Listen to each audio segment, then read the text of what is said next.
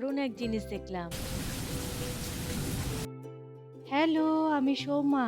গৃহিণীর রাই চ্যানেলে তোমাদের সবাইকে জানাই অনেক স্বাগত। তোমরা সবাই কেমন আছো? আশা করি বেশ ভালো আছো। আমরাও বেশ ভালো আছি।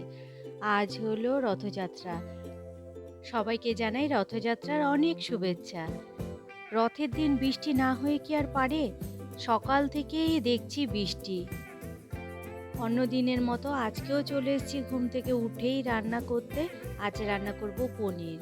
আজ নিরামিষ রান্না করব। রথযাত্রা উপলক্ষে কিন্তু নয়, এমনি আজকে ইচ্ছে হলো নিরামিষ খাবার, তার জন্য নিরামিষ রান্না করব।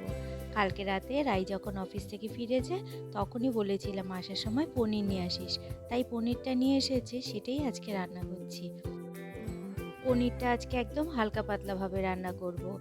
আলুগুলো কেটে আগে ভেজে নিলাম, তারপর পনিরটা একটু লবণ দিয়ে ভেজে নিলাম। পনিরটা একটু হালকা জলে ধুয়ে নিয়েছিলাম, তারপরেই লবণ দিয়ে ভেজে নিচ্ছি। আর খুব বেশি ভাজবো না, একদম হালকা ভাজবো।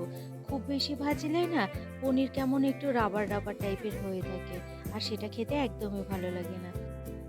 সাদা তেলে পনিরটা রান্না করলে ভালো হতো, কিন্তু আমি আজকে সর্ষের তেলেই রান্না করব।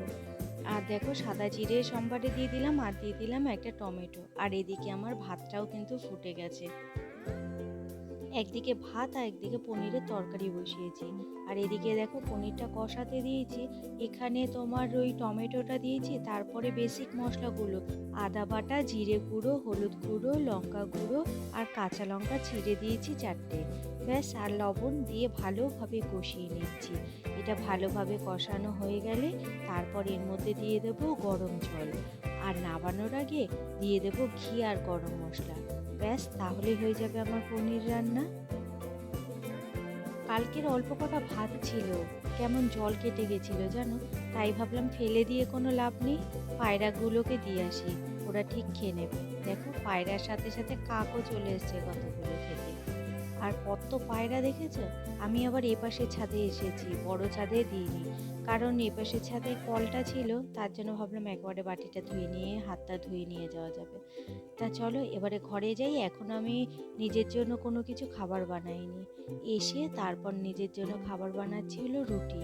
ফ্রিজে একটু আটা মাখা ছিল, তাই ভাবলাম দুটো রুটি করে নিই। রাই যতক্ষণ না বেরোচ্ছে ততক্ষণ আমি কোনো কাজে হাত দিতে পারি না।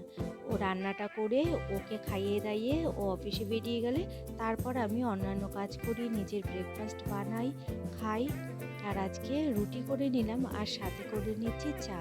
ওই পাশের গ্যাসেই দেখো চা বসানো আছে। রুটি আর গরম গরম চা, এটাই আমার সকালের আজকে ব্রেকফাস্ট। ভাত খেতে ইচ্ছা করছে না, এর জন্য ভাবলাম কি খাই, তাই একটু রুটি করে নিলাম। এই যে আমার ব্রেকফাস্ট রেডি। আজকে যেহেতু এক তরকারি ভাত রান্না করেছি, তার জন্য আজকে কাজবাজে খুব তাড়াতাড়ি হয়ে গেছে। তার জন্য ভাবলাম যাই মাসকাবাড়ি সদাইটা নিয়ে আসি। আর দেখো, এই যে মাসকাবাড়ি সদাই সব কিছু এনে এখানে গুছিয়ে রেখেছি, চলো তোমাদের দেখাই। এটা হলো মুসলি, ম্যাগি, এটা শ্যাম্পুর পাতা, এটা বিস্কুট, আবার এটা না ফ্রি দিয়েছে এই বিস্কুটটা।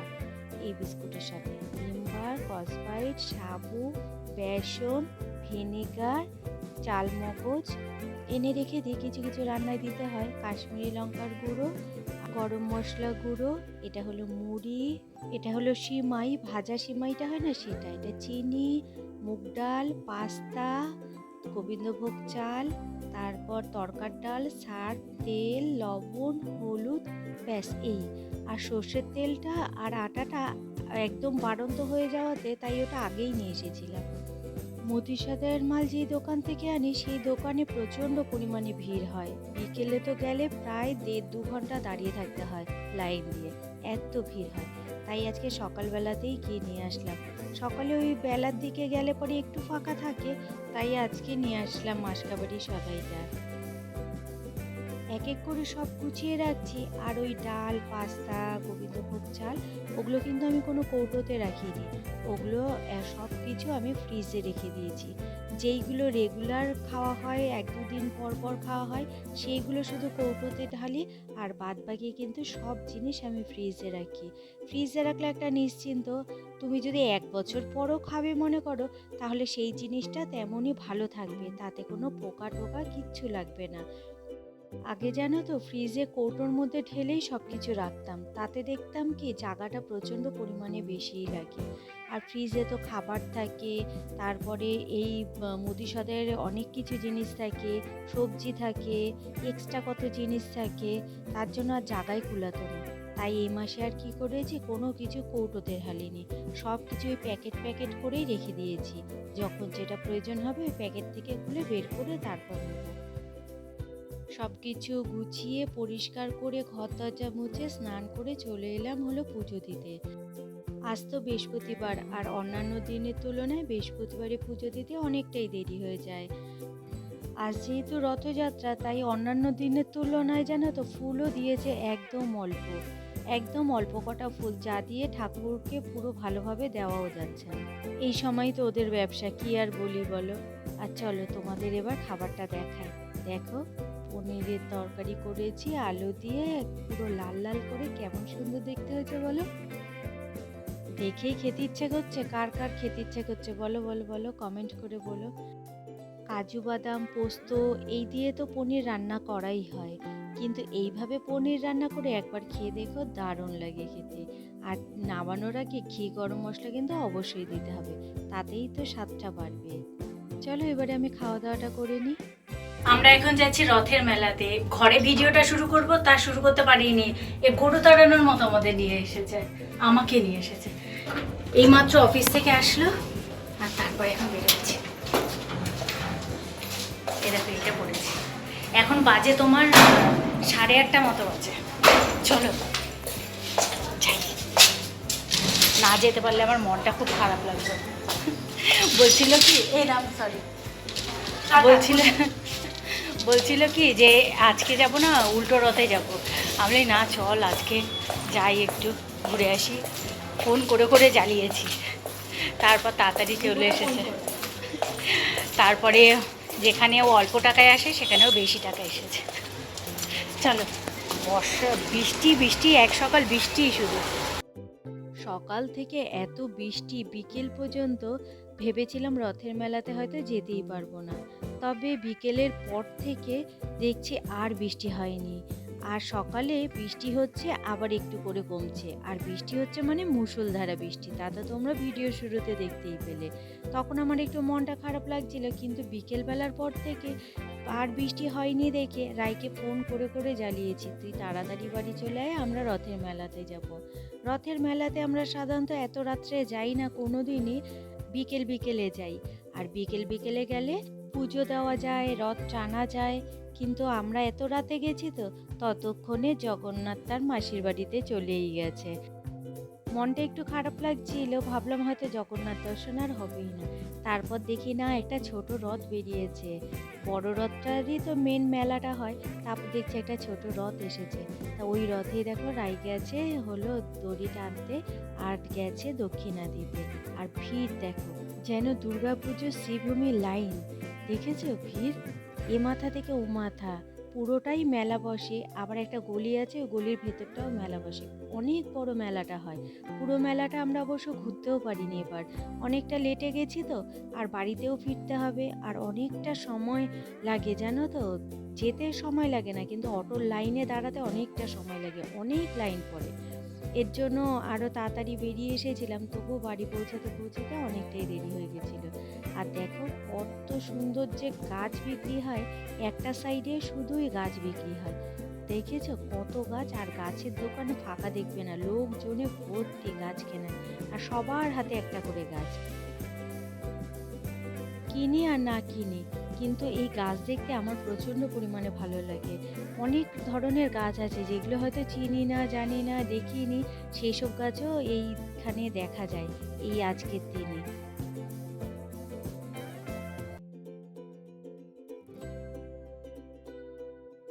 এই গাছগুলো বিক্রি হচ্ছিল 100 টাকা করে, ইনডোর প্ল্যান্ট। দেখো কি সুন্দর না গাছগুলো, দেখে আমার প্রাণ জুড়িয়ে যাচ্ছিল, এত গাছ। আর আমি বিশেষ করে এই মেলাটায় যেতে চাই এই গাছের জন্য। এই মেলাটা বসে সেই দুপুরবেলা থেকে, আর এটা একদিনেরই মেলা। এই সোজা রথে মেলাটা বসবে, আবার সেই উল্টো রথে মেলাটা বসবে, তার জন্যই এত ভিড় হয় মনে হয়। আর দেখেছো রাস্তাঘাট পুরো কাদা প্যাচ প্যাচ করছে। যাই হোক, গাছ দেখতে দেখতে আমার আর মেয়ের মধ্যে বেঁধে গেল ঝগড়া। কারণ হলো আমি শুধু গাছই দেখে যাচ্ছি, ওকে কিছু খাওয়াচ্ছি না, ওর পছন্দের জিনিসগুলো দোকানে নিয়ে যাচ্ছি না তার জন্য। তারপর চলে এলাম পাঁপড়ের দোকানে। আর মেলাতে, রথের মেলাতে বিশেষ করে গিয়ে পাঁপড় না খেলে হয় বলো? তার জন্য পাঁপড় নিয়ে নিলাম। এখানে না ছোট পাঁপড় বিক্রি হচ্ছিল, এর থেকেও বড় যেই পাঁপড়গুলো হয় সেই পাঁপড়গুলো খুঁজছিলাম, সেইগুলো আর পাইনি। আর এই যে এই জিনিসগুলো করার জন্য ওর বিরক্তি হচ্ছিল, ও একটা ফটো তুলতে পারছিল না, শুধু মা গাছই দেখে যাচ্ছে, তার জন্য যত বিরক্তি। চলো এবার ওর যেই জিনিসগুলো কিনবে সেই সাইডে যাই। এই যে এই পাশটা দেখছে, এই পাশে সব খেলনা, যে কানের, তারপর ব্যাগ, জুতো সব বিক্রি হয়। আর ওই যে ওই পাশটা দেখছো, ওই পাশটায় সব গাছ বিক্রি হয়। এই দেখো সব দেখেছো, পারাপার হচ্ছে, ওপার থেকে এপারে আসছে গাছ নিয়ে, ও পাশটায় শুধু গাছ বিক্রি হয়। ও কতক্ষণে এপারে আসবে সেই চিন্তা। আর এই যে এসেই দেখছে কানের, কানের কিনবে। আর চলো এবার এপাশের মেলাটুকু ঘুরে তারপর চলে যাব বাড়িতে। এবারে মেলাতে গিয়ে একটা দারুণ জিনিস দেখলাম, চলো তোমাদের সাথে সেটা শেয়ার করি। এই দেখো মিনি কিচেনের সমস্ত জিনিসপত্র। এই দেখো পিঠে করার সাজ, উনুন, তারপরে গামলা, তারপরে শিলনোড়া, সমস্ত জিনিস বিক্রি হচ্ছে। দেখতে কি ভালো লাগছে না? যারা মিনি কিচেন করে তাদের কিন্তু এই জিনিসগুলো খুব প্রয়োজন, আর দেখতেও বেশ ভালো লাগছিল। চলো এবার রাইকে কিছু খাইয়ে নিই, কারণ সে শুধু পাঁপড় খেয়েছে, তার পছন্দ মতো জিনিস একটাও পাচ্ছে না, কি খাওয়াবো বলো? তারপর ঘুরে ঘুরে পছন্দ মতো একটা ঘুগনির দোকান পেলো। খাবারের দোকান অনেক কিছুই আছে, কিন্তু তার পছন্দ মতো একটাও নেই। এটা হলো নিরামিষ ঘুগনির দোকান, তাই এখানেই এসে ঘুগনি খাচ্ছে। চলো এবারে অটোতে লাইন দিতে হবে অনেকক্ষণ, তারপরে বাড়ি। বাড়ি এসে শরীরটা একেবারে ক্লান্ত হয়ে গেছে। এসেছি 11:30টার সময়, গেছি তো সেই 8:30টার সময়, আর অত ভিড়ে ঘুরেছি তো লেট হয়ে গেছে, আস্তে আস্তে 11:30টা বেজে গেছে। আর আসার সময় নিয়ে আসলাম এই যে রুটি। এসে আর কখন রুটি বানাবো, এর জন্য রুটিটা কিনে নিয়ে আসলাম। এখন খাওয়া দাওয়া করবো আর তারপর শুয়ে পড়বো। আর কি কি কিনেছি সেটা তোমাদেরকে পরে ব্লগে দেখাবো। আজ আর ইচ্ছা করছে না, শরীর আর দিচ্ছে না। চলো ভিডিওটা আজকে এখানেই শেষ করছি। তোমরা সবাই ভালো থেকো, সুস্থ থেকো, সাবধানে থেকো। আর ভিডিওটা যদি ভালো লেগে থাকে তাহলে প্লিজ একটা লাইক, একটা কমেন্ট করে দিও, আর সাবস্ক্রাইব করে আমার পাশে থেকো। চলো আজকের মতো টাটা। শরীর ক্লান্ত, এখন মনে হচ্ছে না খেয়ে শুতে পারলেও বাঁচি।